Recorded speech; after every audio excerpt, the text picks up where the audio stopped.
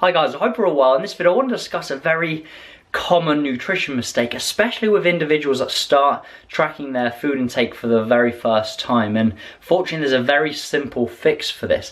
And the very common nutrition mistake, you may have done this yourself, is when you start tracking your food intake, what typically happens is people will end up consuming their caloric intake, and then they'll look on MyFitnessPal and then they'll realise they're well short of protein.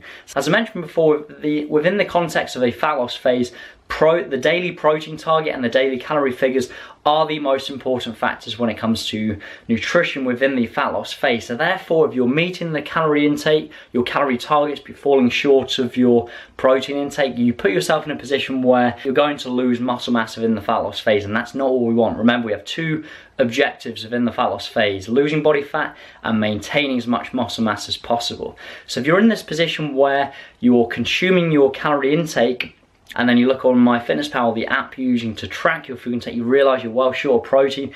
The key to try and prevent this from happening is to consume more protein earlier in the day. This is what I say to a lot of my coaching clients, and it works pretty much instantly. So if you're in the position where you're consuming your calories but you're well short of protein, focus on consuming protein earlier in the day, and therefore when you get towards the end of the day, you should have met your protein intake before the calorie targets have been met. So that's the key. Focus on consuming that protein earlier in the day, so therefore at the end of the day, protein has already been met or is close to being met without going over your calorie intake. So hopefully that's been useful. Like the video if you enjoyed it, and subscribe to the channel if you haven't already. I'll look forward to speaking to you soon. Take care.